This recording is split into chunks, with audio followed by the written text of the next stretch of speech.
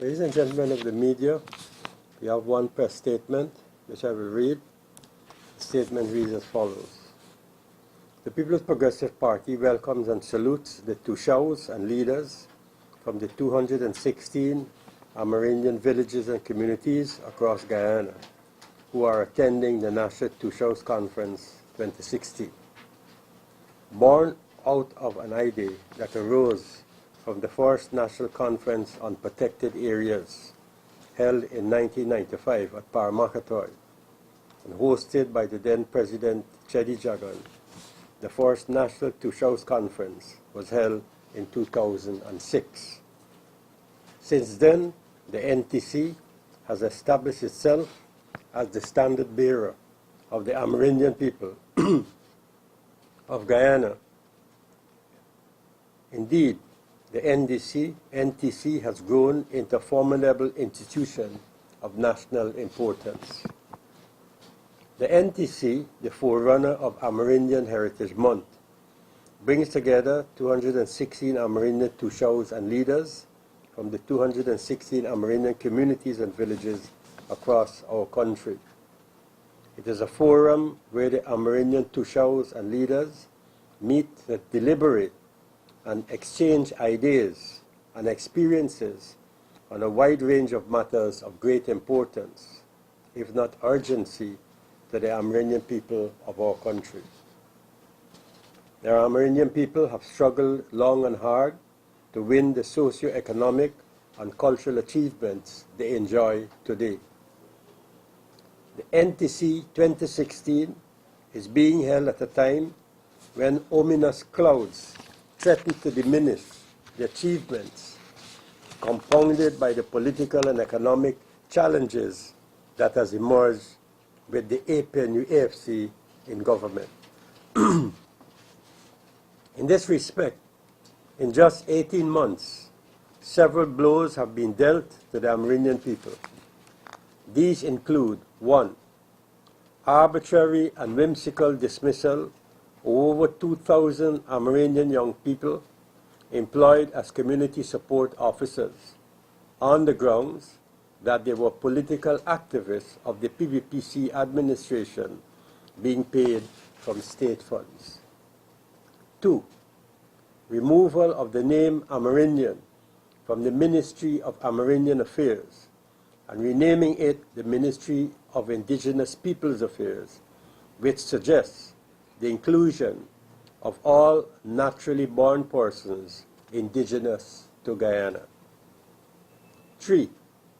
The sinister move to change the Amerindian Act to the Indigenous Peoples Act with the intention of ransacking its basic tenets as well as the letter and spirit of the Act.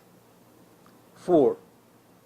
Confiscation of 6,000 solar panels procured for ICT hubs in Amerindian communities and villages and commandeering the said panels by the Ministry of the Presidency for its exclusive use.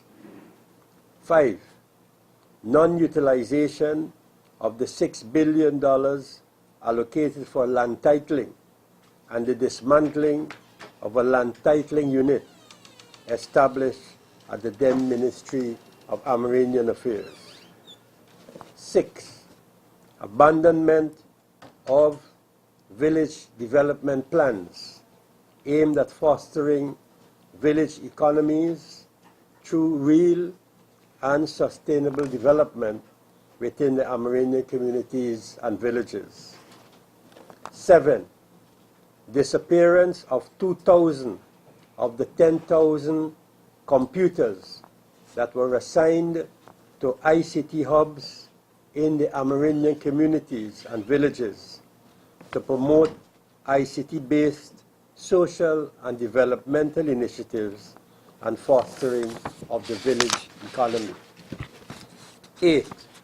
Abandonment of the principle and accepted practice of free, prior, and informed consultations, whose aim is to establish and promote bottom-up participation and consultation with the Amerindian people before adopting or taking any measure, administrative or legislative, that may impact the lives of the Amerindian people.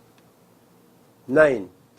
Pursuance of a devious plan that is fraught with horrendous consequences, that is, to relocate the Walter Roth Museum, where treasured and precious Amerindian artifacts and exhibits are currently located, and to locate same to an unknown destination simply because of a presidential edict to expand the estate of the presidency.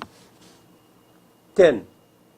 Persistent harassment, intimidation, and victimization by APNU AFC appointed local government officials towards Amerindians in their respective villages and communities. They are constantly threatened, or they connive with others to deprive Amerindian families of their private property. 11. Imposition of heavy and burdensome licensing fees on Amerindians who, for years, have been licensed firearm holders and who are now faced with the threat to have their firearms revoked or seized under the cloak of gun control, using the coercive apparatus of the state to deprive them of their licensed firearms. 12.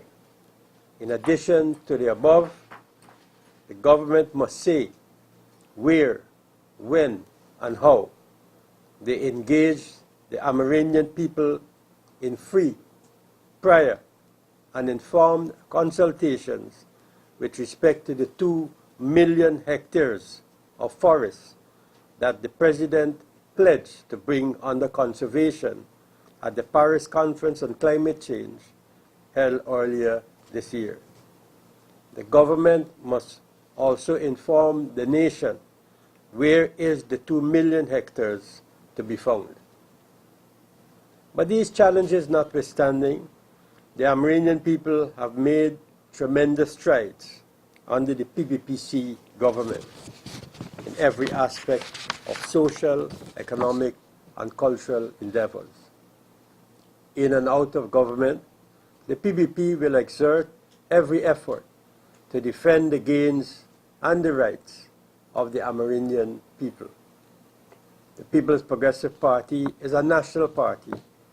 It embraces all Guyanese who are forward-looking, deeply committed, and who, in their daily lives, make every effort to transform our beautiful country into one of peace, progress, and prosperity. On the occasion of NTC 2016, and on the eve of Amerindian Heritage Month 2016, the PPP calls on all Amerindians to continue their struggle and to stand firm in their determination to protect their rights and dignity, and not to fall prey to the pretenses and window dressings by the APNU AFC coalition administration. The party takes the opportunity to express its deepest gratitude to all Amerindians who, year after year, have reposed their confidence and optimism in the PPP and for the party's early return to govern Guyana. Thank you. Any questions? Superfoods assures the best quality corn and mixed vegetables. Our decade of experience and reliability certainly will help your cooking experience. Our farm fresh corn and mixed vegetables are always picked at prime season and canned to perfection. Once you taste Superfoods corn and mixed vegetables, you will know the difference. Superfoods corn and mixed vegetables, highest quality at the lowest price. Call Superfoods today. Located at 8 Rumfeld Industrial Estate, Georgetown. Call 223-1034 or 223-1035. Guyana, I might have my news town too. Can you expound a bit bit on your thoughts on the relocation of the Water Rock Museum? Expand. A little more on the Water Rock Museum. The thoughts on the relocation. Well, I think it's well established now that the government is looking to relocate the Walter Roth Museum. It appears, however, that they are not getting very far with that because they're bumping from pillar to post, looking for somewhere to house this museum. But it looks as though the act by its very nature will end up as a museum piece on the part of the government. If it were to be relocated for sure, do you have any location in mind that might be suitable? Yes, I have a location in mind, and it's one of the best locations that I can think about. That is exactly where it is right now.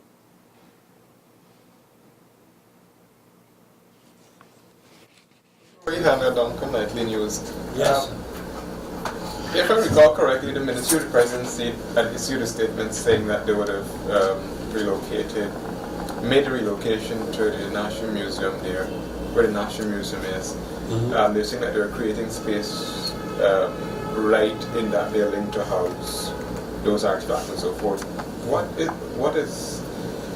is a concern with making the switch from where it is right now to putting the artifacts and so forth to the National Museum? Well, I can't answer for the government. I think that question is better suited for the officials at the museum currently or the Mr. Patterson's ministry. But I understand that Annette Ferguson went on a fishing expedition at that museum building looking for a place to house the museum in the museum. And what she encountered was totally unsatisfactory. And she herself wasn't very happy with what she found.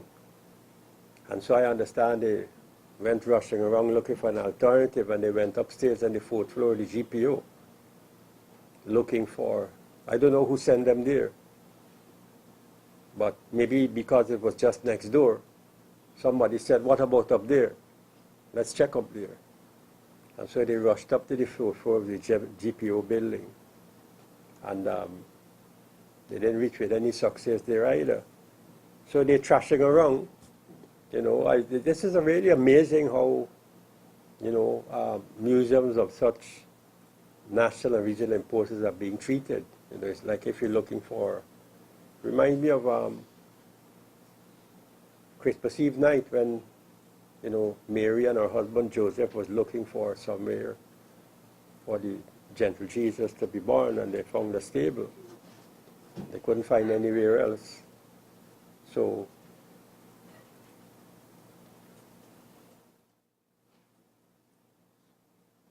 That's right. By no is the PPP making this a political issue.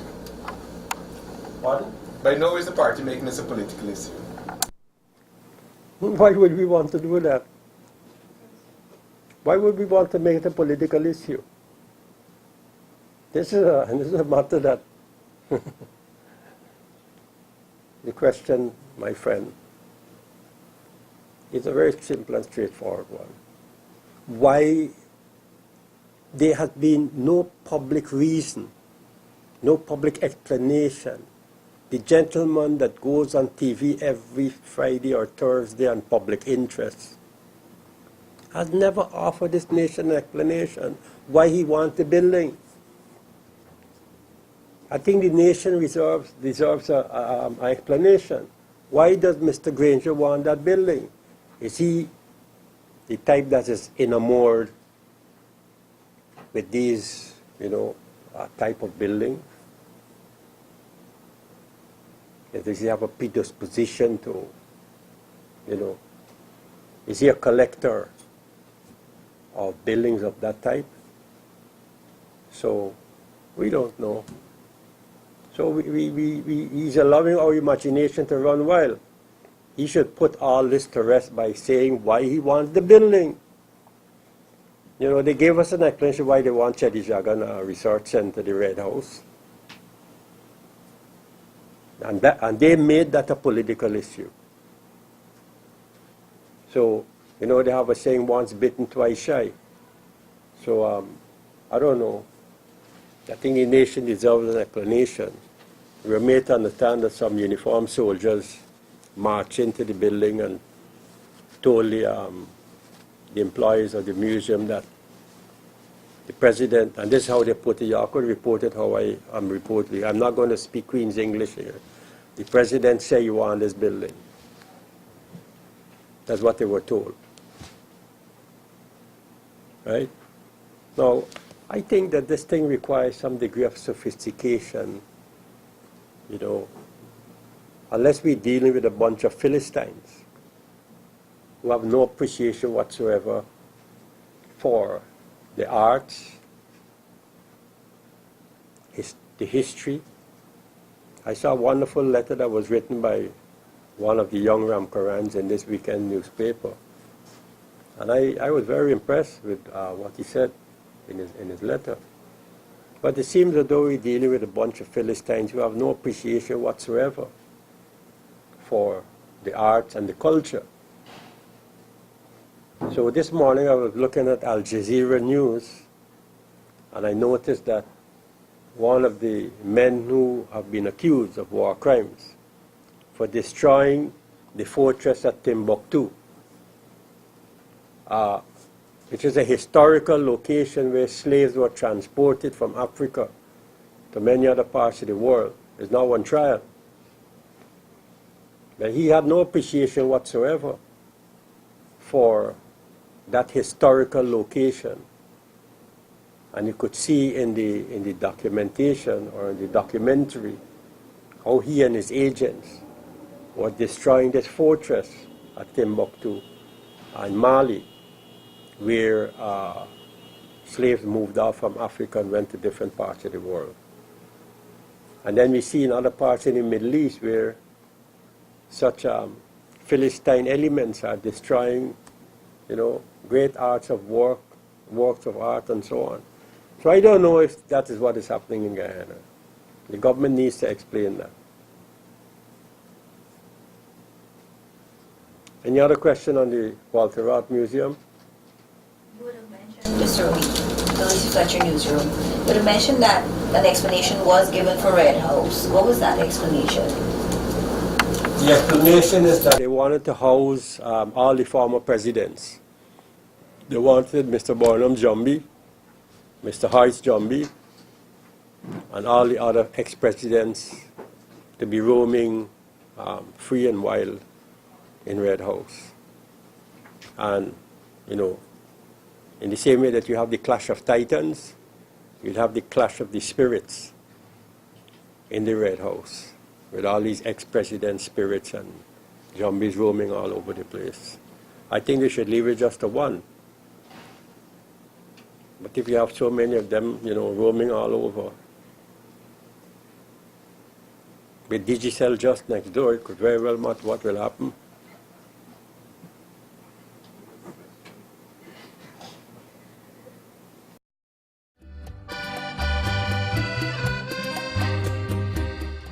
You're looking for a place to call your own, a place to unwind and relax in style. The Italian Grill, where friends gather, enjoy fine wine or a cocktail while dining in our casual atmosphere. It's easy to make any event special when you're among friends, serving lunch and dinner and using only the freshest ingredients. The Italian Grill. It's time to make it your own.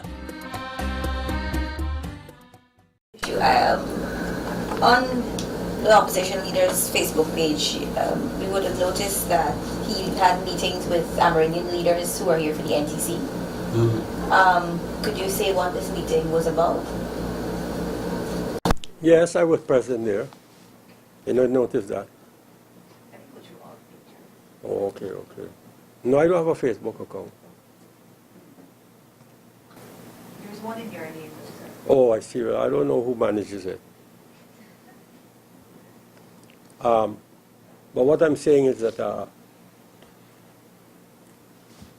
it's in keeping with a tradition where since we came out of government, we try or we invite. It's a public activity, it's not something that is clandestine. We invite the two shows and leaders from the Amerindian communities coming to the NTC to give them a briefing of our perspective from the last NTC to now, to this NTC. And we share with them our concerns and reservations in respect to government's policies towards the indigenous Amerindian people. And then we share with them our perspectives for the future as well. So it's basically a educational exercise where we expound our views, questions are asked, answers are given, and then there's a little socializing at the end of it.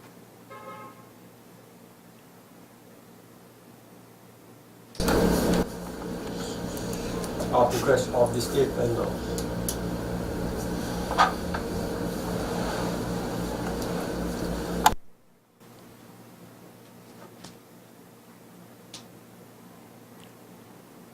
Somebody asked about of the statements.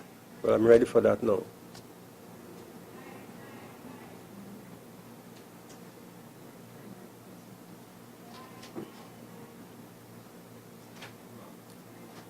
Mr. Roy, Under Guyana plans, could you say if the party has decided on which MP who will be the new parliament?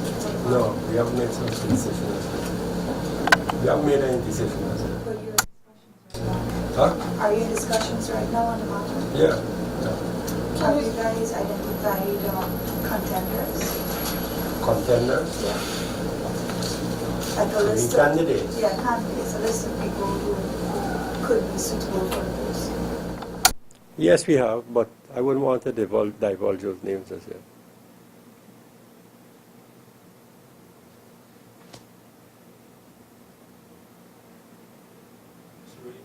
Yeah. Okay, recently we saw some cases of vigilante justice going on. As a former minister of Home Affairs, how would you suggest that this government deals with this new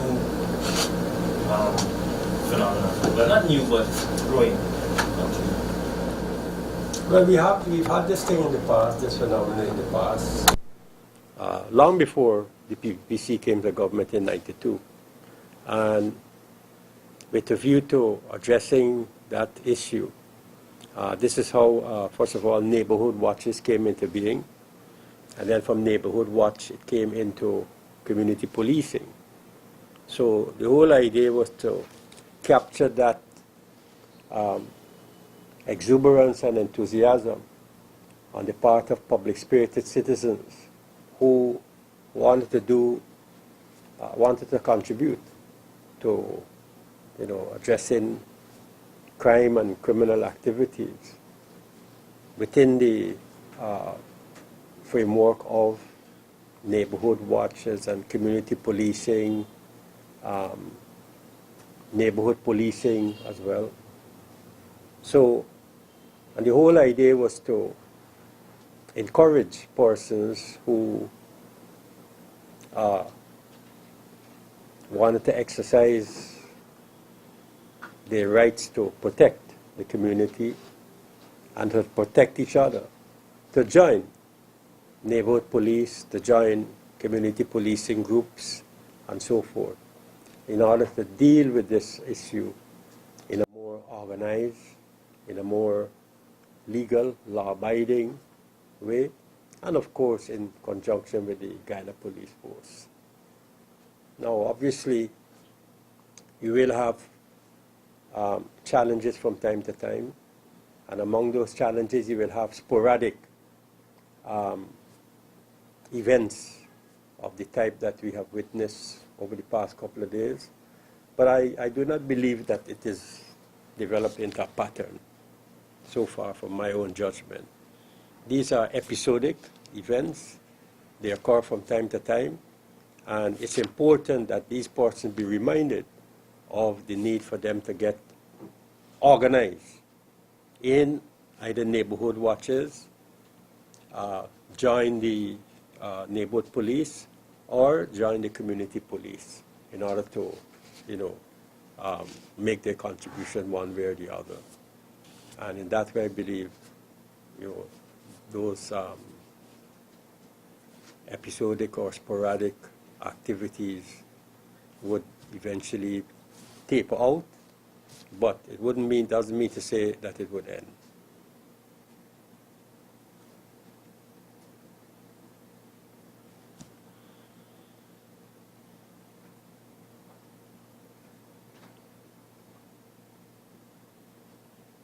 We're still awaiting further development in respect to the drama unfolding in respect to Mr. Norton and the bond. We understand that he was to deliver a letter of apology to the Speaker of the House. We consider that unacceptable.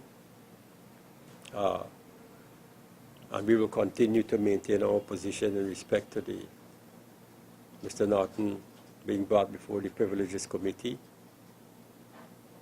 I saw another interesting letter written by Mr. Claremont Lai, in the weekend newspapers about misleading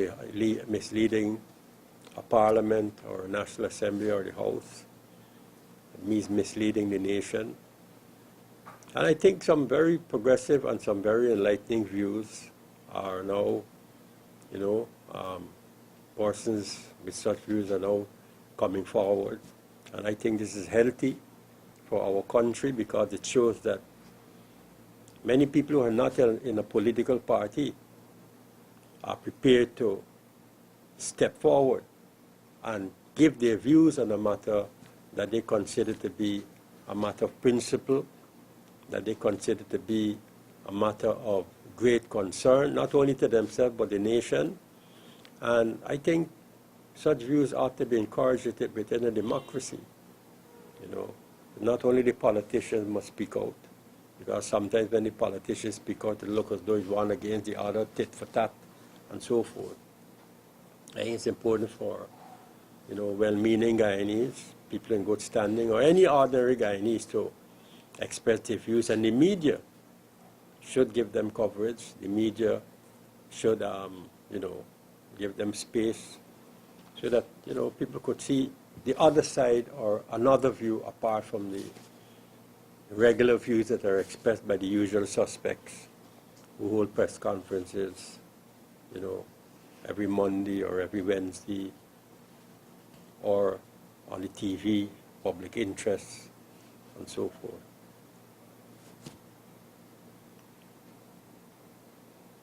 Good. Thank you very much.